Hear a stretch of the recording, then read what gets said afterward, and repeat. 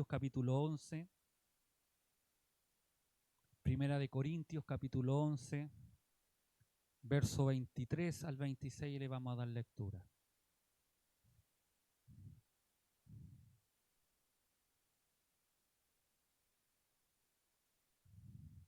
Primera de Corintios capítulo 11, verso 23 al 26. Le damos lectura en el nombre de nuestro Señor Jesucristo.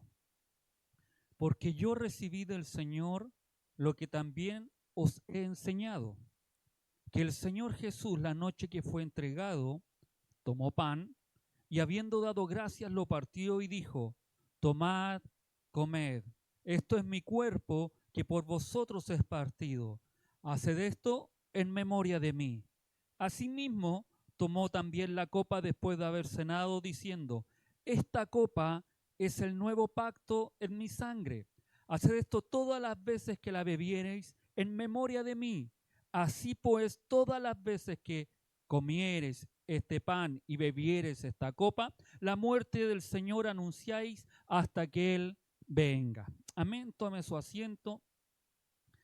Quizás muchas veces nos preguntan, o cuando usted escucha decir hay Santa Cena, muchas veces nos preguntamos qué es lo que es, y no solamente que pasemos a comer un pancito y nos den un vino que está tratado para que no tenga alcohol, y pensamos que eso nada más es la Santa Cena. No, pero es mucho más profundo, y hoy vamos a aprender su origen, su importancia, vamos a aprender y qué nos quiere enseñar Pablo en este pasaje de lo que estaba ocurriendo en Corintios. Así que tomemos atención para poder saber, y después cuando nos vayamos de aquí, después que cenemos con el Señor y vengan esas dudas que la gente a veces pregunta, no, si ustedes son igual, no, nosotros tengamos fundamentos claros de lo que nosotros pasamos a hacer. ¿Amén?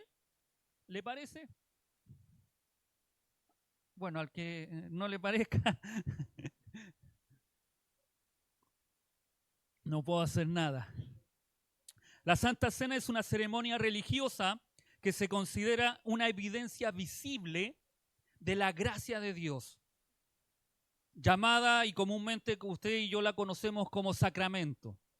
La iglesia cristiana, nosotros como cristianos pentecostales y protestantes tenemos dos sacramentos, que es el bautismo y la Santa Cena, ¿ya? La iglesia católica tiene cerca de 7 sacramentos, desde el bautismo, la confirmación, la primera comunión, confirmación, después viene la confirmación, ya la dije, después viene matrimonio, viene la extrema unción y por ahí se me falta alguno. La diferencia está que nosotros este sacramento no es para salvación en comparación como enseñan otras religiones, porque nosotros ya somos salvos a través de la muerte de Jesucristo.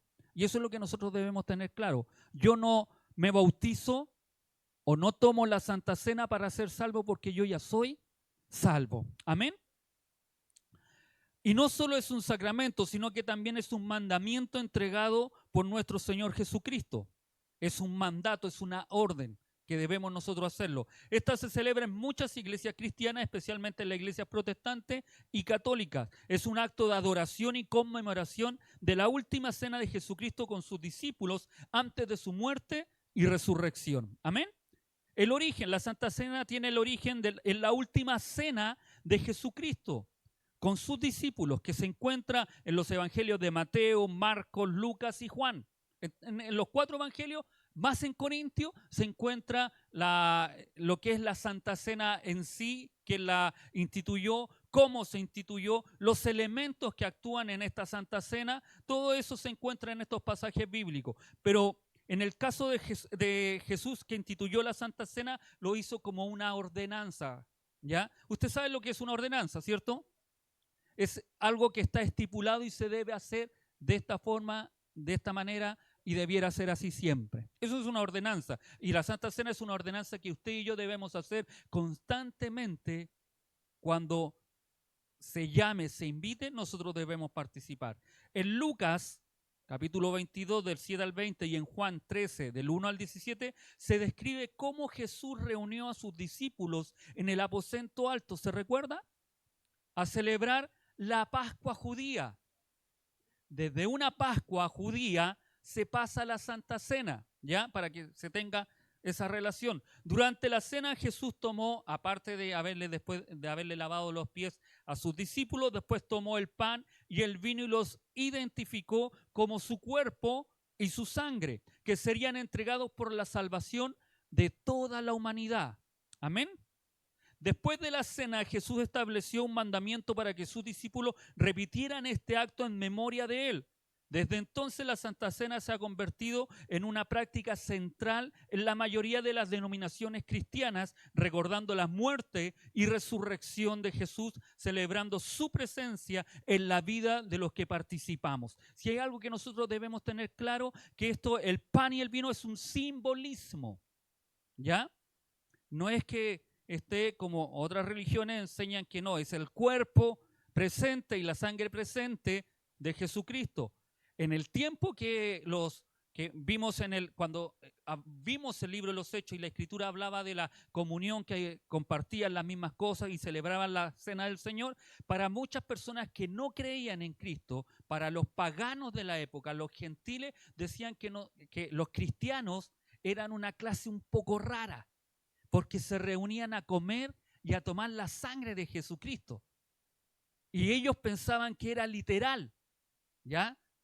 Ellos creían que los cristianos, por eso de la época que los empezaron a perseguir, la época romana, cuando se levanta la persecución, era también una de las cosas que ellos pensaban que eran caníbales.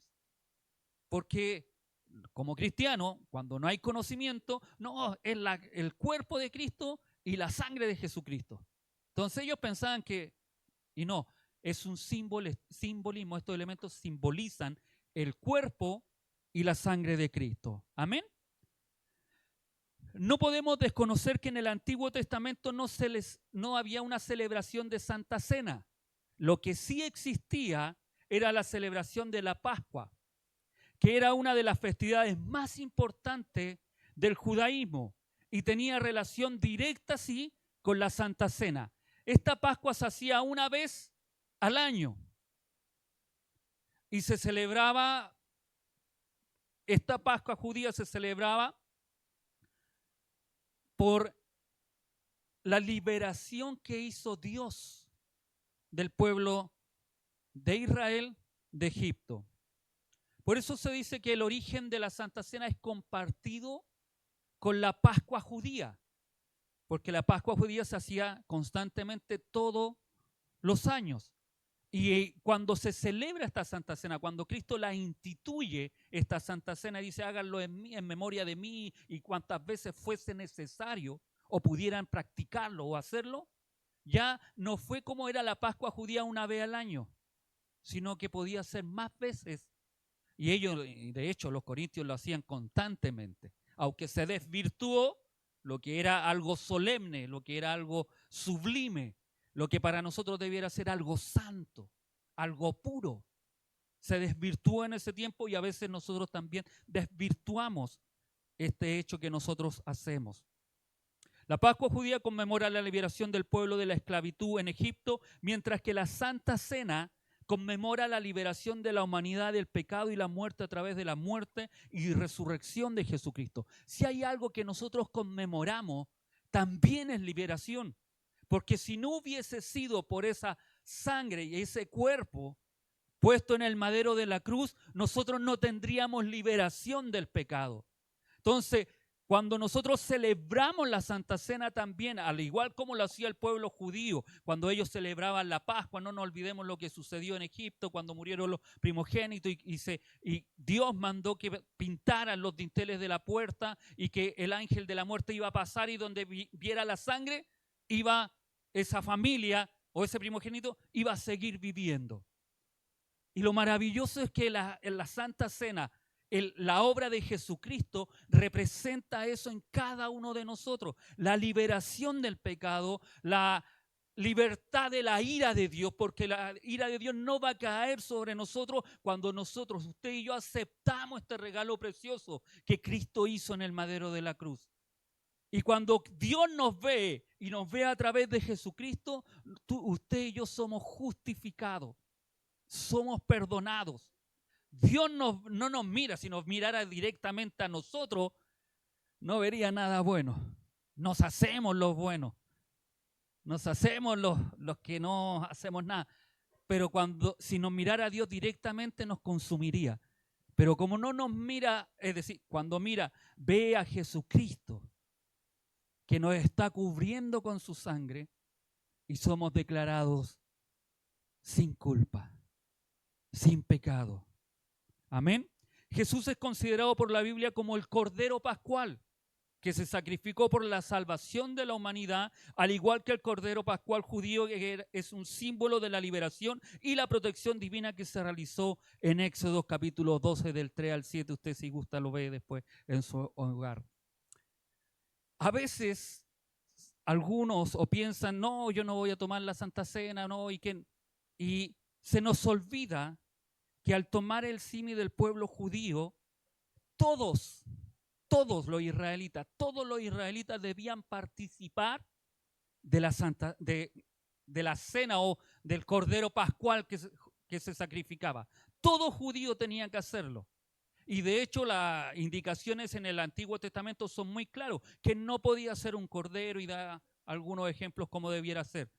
Pero todos debían participar, ninguno podía excusarse. Y es más, si hay alguno que no podía por enfermedad o por X motivo, dice que después igual tenía un mes para poderlo realizar.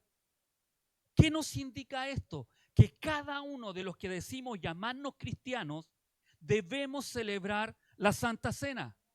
Cada uno de nosotros no está limitado a que, no, es que tú aquí, no, todos debemos celebrar este acto, esta invitación que Cristo hace, amén, a su iglesia. Si todos tenían que pasar o celebrar la Pascua judía, todos debemos celebrar la Santa Cena. Todos los que nos decimos llamarnos cristianos o seguidores de Jesucristo, amén. Es importante la Santa Cena porque cuando la realizamos conmemoramos y recordamos la muerte y resurrección de Jesucristo, que es el evento central de la fe cristiana. Sin resurrección, vana sería nuestra fe, dice Pablo, conformando la resurrección nuestra garantía de vida eterna. Amén. Si usted, y algo que nosotros debemos tener claro, que esta es la garantía, que Cristo resucitó, se levantó de entre los muertos. Si no se hubiera levantado, si no hubiese resucitado, sería una religión más como las muchas que hay, o las muchas que existen, o las muchas fábulas que hay en nuestro mundo. Pero el que se haya levantado, que se haya resucitado, que esté hoy a la diestra de Dios Padre, que esté gobernando y esperando la trompeta para venir a buscar a su pueblo, es nuestra garantía de esperanza. Amén. Y a través de la Santa Cena nosotros decimos, Señor, te estamos esperando. Amén.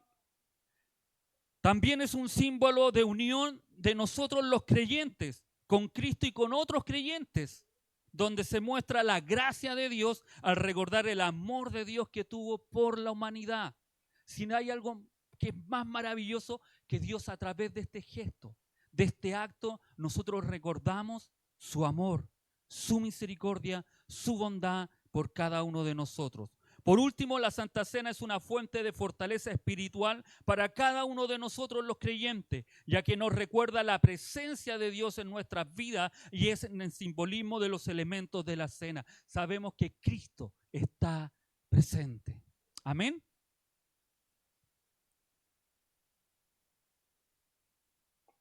Los textos que estudiamos o leímos el día de hoy de 1 Corintios capítulo 11 se encuentra dentro de un contexto donde el apóstol Pablo está corrigiendo varias prácticas problemáticas que habían surgido en la iglesia de Corintio.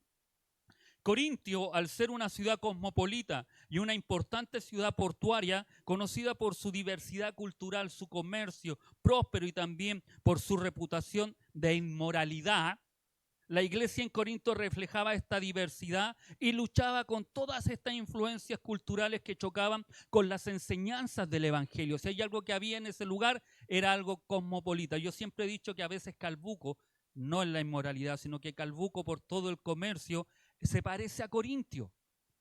Cuando uno va a la feria el día sábado en la mañana y empieza a ver a la barcaza llegar a las 7:30 de la mañana y empiezan a descender de la isla Poluque todos los que traen cosas para vender. Acá abajo en La Vega de las otras islas también traen sus productos para vender. Así era Corintio, todo llegaba ahí en ese lugar para vender. Sí tenemos inmoralidad, sí tenemos paganismo, sí tenemos idolatría y es aquí como el centro neurálgico, si usted lo ve. En las islas celebran igual algunas fechas que son sagradas para algún tipo de religión. Y acá igual yo, si de algo que nos dábamos cuenta cuando salían, y recuerdo cuando un hermano me contaba de que traían o llevaban al hombro un santo, lo traían por el Piedraplén y se les cayó el bisoñé que traía ese santo. Porque Calbuco es idólatra en ese aspecto. Por eso usted y yo debemos predicar de Cristo, para que esa idolatría empiece a terminarse y poder llevar la verdad. Amén. Corinto, Pablo enfatiza que la enseñanza sobre la cena del Señor que él les transmitió la recibió directamente del Señor. Dice, porque yo recibí del Señor lo que también os he enseñado. Esto subraya la autoridad de su instrucción y la importancia de seguir la tradición apostólica en la práctica de esta ceremonia. La iglesia de Corinto estaba celebrando la cena del Señor de una manera desordenada y divisa o divisiva, perdiendo de vista su significado fundamental. Pablo critica severamente la manera en que los corintios estaban llevando a cabo estas reuniones. En lugar de fomentar la unidad y la comunión, sus prácticas estaban marcadas por divisiones sociales. Los ricos comían y bebían en exceso, mientras que los pobres se quedaban con hambre y se sentaban o se sentían avergonzados. Esto contradecía completamente el espíritu de la cena del Señor, que debía ser un tiempo de recuerdo y unidad en Cristo. Como se juntaban, ellos llevaban comida. Y esa comida, los que tenían más recursos, se ponían a comer a destajo. Se emborrachaban y tomaban más de la cuenta en el culto que se celebraba como Santa Cena. Y lamentablemente también iban personas que no tenían buena situación económica. Y ellos no podían llevar lo que llevaba alguien que sí la tuviera. Pero el problema era que para los apóstoles la intención era que se compartiera. Si este que tenía llevaba un pollo, llevaba cordero, llevaba aquellas cosas, lo ideal era que lo compartiera con aquellos que no tenían. El problema es que ellos se comían todo y los que no tenían quedaban mirando con la misma hambre. Entonces Pablo quiere y les llama la atención por eso, porque estaban siendo egoístas, no estaban compartiendo aquellas cosas. Y fuera de eso, se emborrachaban en demasía, tomaban más de la cuenta y empezaban aquellas cosas.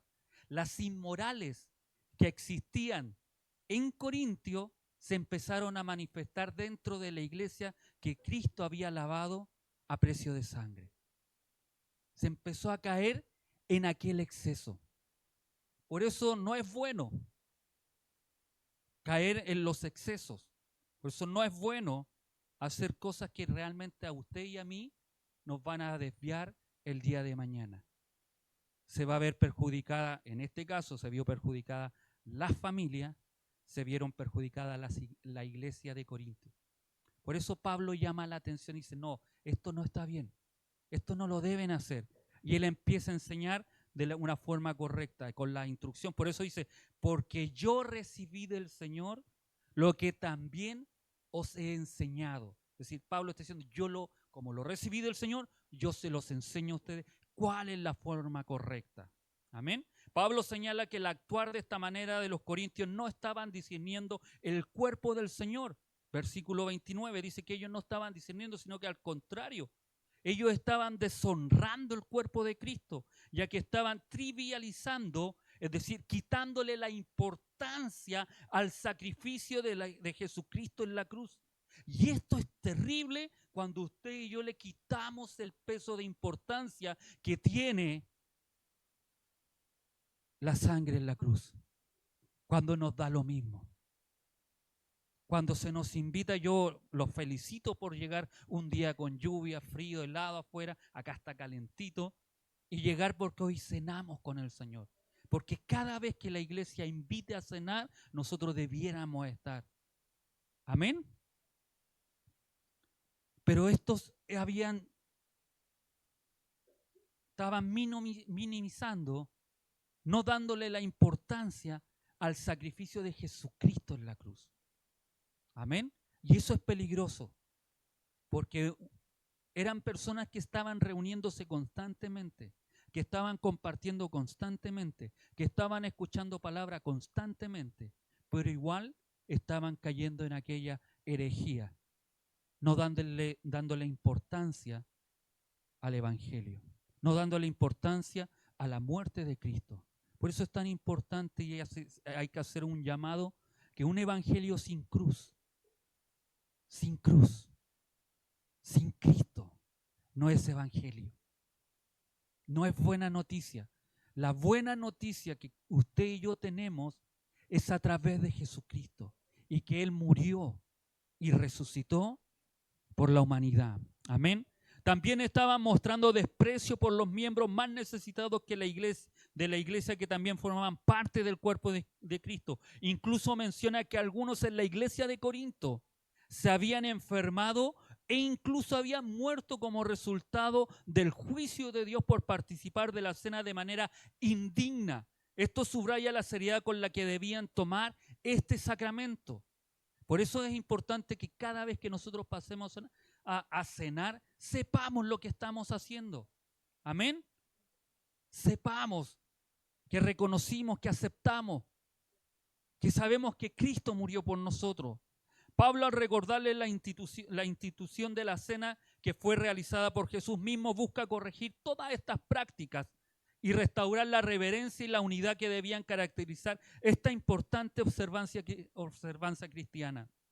Pablo menciona lo que les enseñó de esta práctica cristiana, que el Señor Jesús, la noche que fue entregado, tomó pan. Pablo sitúa la institución de la cena del Señor en un momento específico y trascendental del cristianismo, que es la noche en que Jesús fue traicionado y arrestado. La víspera de su crucifixión, esta referencia temporal subraya la conexión íntima entre la cena y el sacrificio de Jesucristo. Están ligados, están unidos.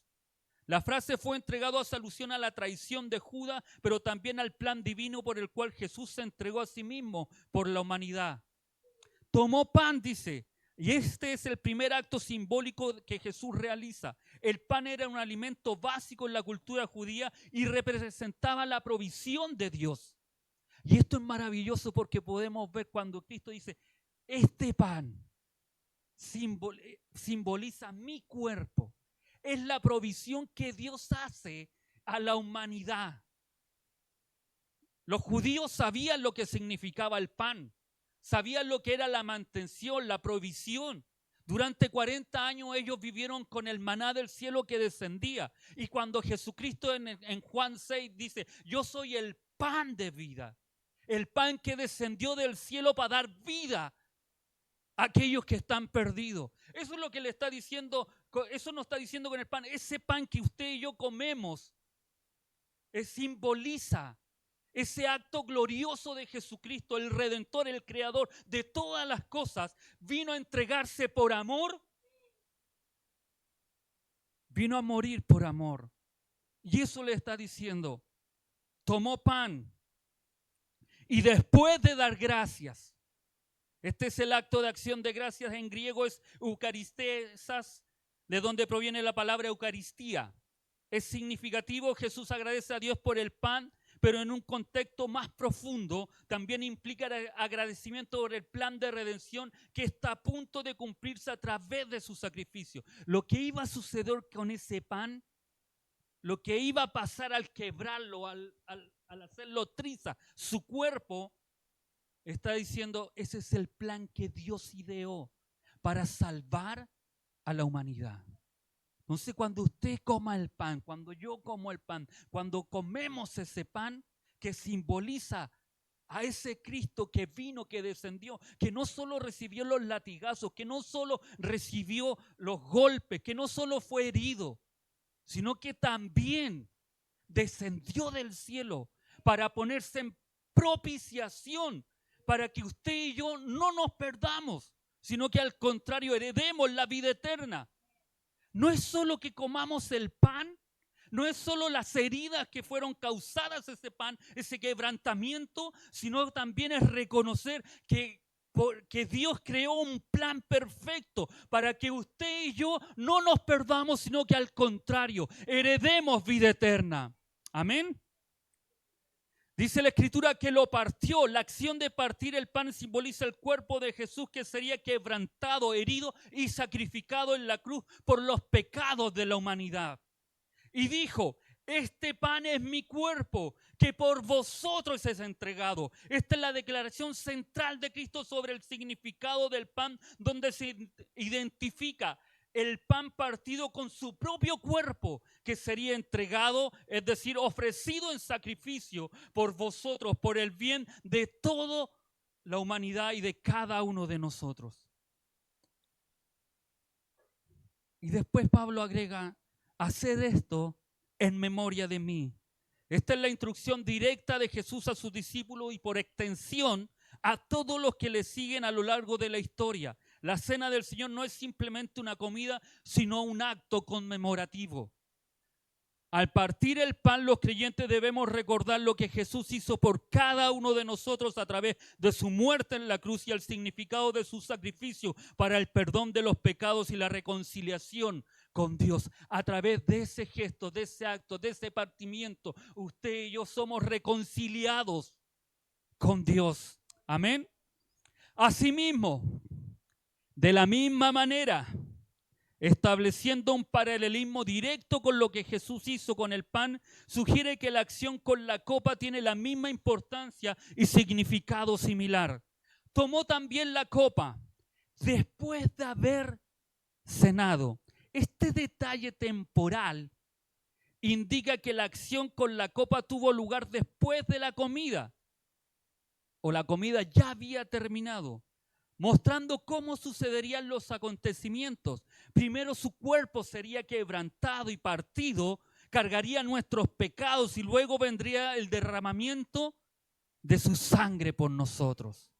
Mire qué maravilloso cómo Dios, cómo Cristo va mostrando todo lo que iba a acontecer, cómo lo que le llaman la vía crucis, cómo iba a suceder cada efecto, cada cosa que iba a ser traicionado, iba a ser rompido su cuerpo en el aspecto que iba a ser quebrantado, heridas, dolores, azotado, rasgadas sus carnes. Hoy nosotros vemos los látigos, pero esos látigos tenían puntas de huesos y algunos de metal. Y cuando le golpeaban, rasgaban la piel. Esa es lo que, si usted ha visto La Pasión de Cristo, algo similar como se muestra en esa película, fueron los azotes que Cristo recibió por amor a cada uno de nosotros. Y después, cuando toma la copa, ya es cuando vierte su sangre, que dice la Escritura que tuvieron que ponerle una lanza, algunos dicen una espada, pero la Escritura dice que fue traspasado su costado y su sangre fue derramada por amor a cada uno de nosotros. Diciendo, esta copa, estando aún en la cena, aún no era traicionado, y Cristo va y dice, esta copa es el nuevo pacto. Jesús declara que la copa representa el nuevo pacto. En el Antiguo Testamento Dios estableció pactos con su pueblo, con Abraham. ¿Se recuerdan? Y Abraham le dijo que solamente tenía que creer y Dios iba a mantener su pacto con él. Si tú crees, si tú tienes fe de lo que yo te estoy diciendo, que de ti saldrá una gran nación, una descendencia, yo le daré. Mira, cuenta las estrellas y cuenta la arena y no podrás contar la descendencia que tendrás. Y hizo pacto Dios con Abraham. Después, cuando el pueblo estaba cautivo, estaba prisionero, Dios hace un pacto con el pueblo de Israel a través de Moisés. Y sabe lo más importante de todo, y que usted puede sentirse gozoso, contento, alegre, y debiéramos aplaudir a Cristo, que Dios buscó al ser humano. Dios hace un pacto con el ser humano. Dios provee las cosas para hacer pacto. Nosotros normalmente cuando hacemos algo, y hoy en que está de moda, o hace años atrás está de moda, pacte con Dios. Dele tanto y Dios le va a dar tanto. No, ese no es el pacto que Dios hace. Dios hace un pacto en el cual usted y yo podemos ser salvos. No por lo que usted haga, sino que por lo que Cristo hizo en el madero de la cruz. Este nuevo pacto profetizado por Jeremías 31 al 34 es un nuevo acuerdo que Dios realizará entre Él y la humanidad, basado no en la ley, sino en la gracia, a través del sacrificio de Jesús.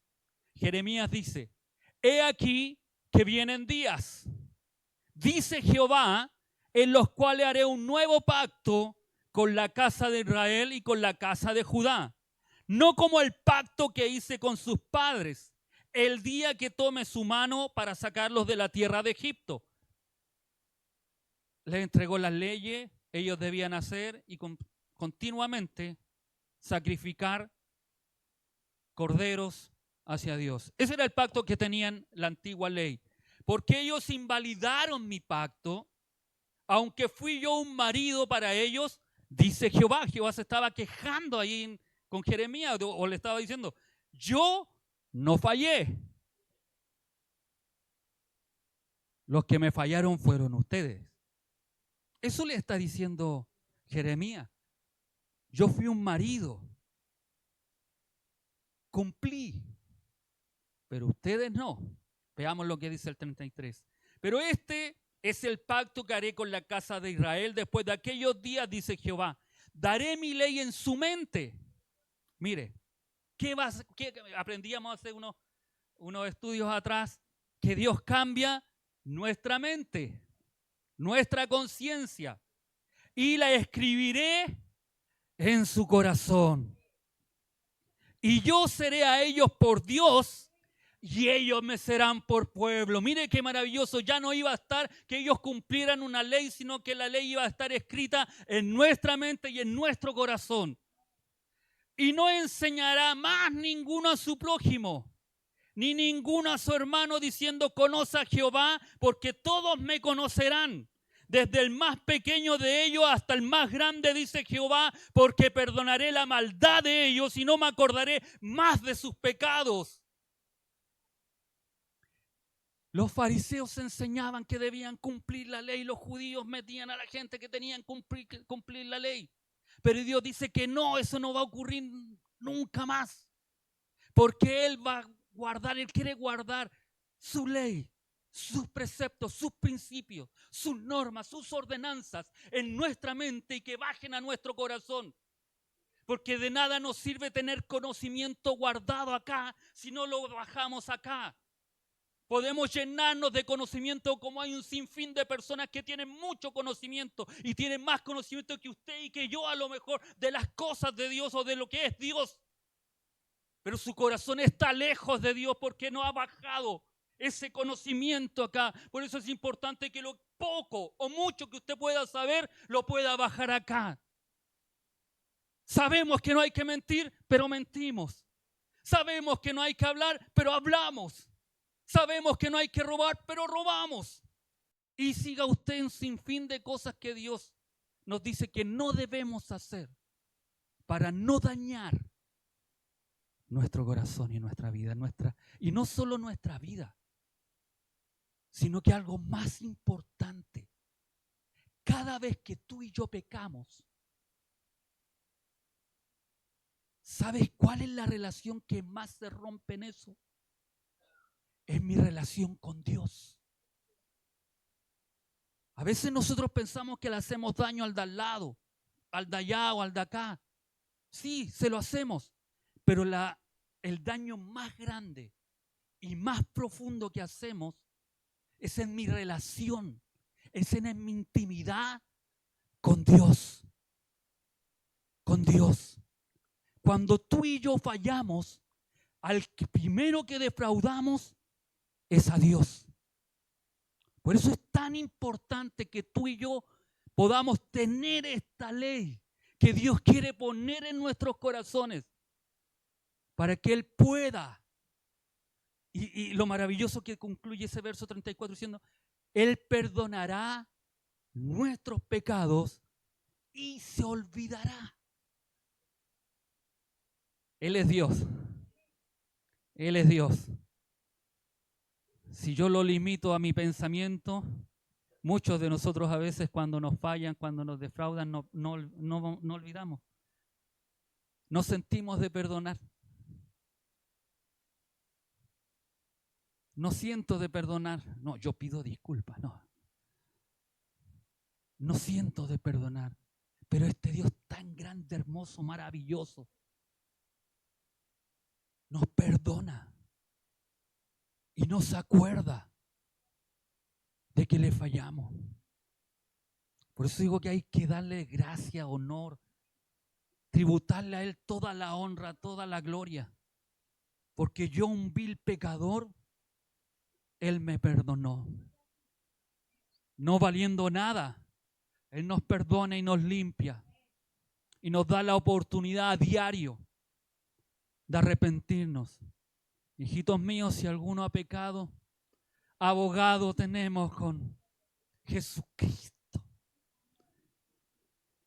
Bendito es el nombre del Señor. Pero Cristo sigue diciendo, tomó la copa y le dice, esta está casi vacía. Este es el nuevo pacto. El nuevo pacto. En mi sangre, y esto es maravilloso, en mi sangre, el elemento vital de este nuevo pacto es la sangre de Jesús, que sería derramada en la cruz. La sangre en la Biblia simboliza la vida. Y en el contexto del sacrificio, la expiación y el perdón de los pecados, el derramamiento de la sangre de Jesús es el medio por el cual se sella y se hace efectivo este nuevo pacto entre Dios y la humanidad. Y esto es lo maravilloso, que a través de la sangre de Jesucristo, a través del simbolismo, se sella, se hace real. Dios recibió esa ofrenda, ese sacrificio, lo recibe a través de la sangre derramada. Y a través de eso, usted y yo somos salvos. Podemos saltar, cantar, alegrarnos. Decir, soy salvo. No por los méritos míos, sino que por aquella sangre, por la sangre de Cristo, mi sangre. Cristo le está diciendo, imagínense aquellos 12 hombres que terminaron de cenar, de comer, de haber estado ahí en ese aposento alto, de haber disfrutado un cordero, de haber comido pan untado ahí. Y después de eso Cristo les dice, ¿saben qué? Ese pan será mi cuerpo. Pero esta sangre simboliza mi sangre, esta copa simboliza. Y esa sangre que voy a derramar es la que va a sellar el sacrificio que voy a hacer por la humanidad.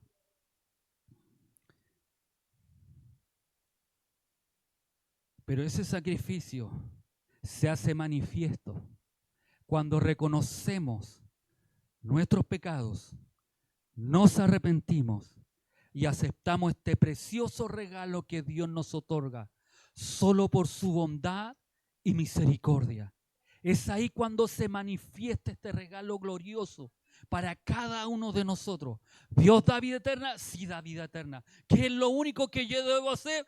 Es reconocer que soy pecador, arrepentirme y volverme a Él con todo.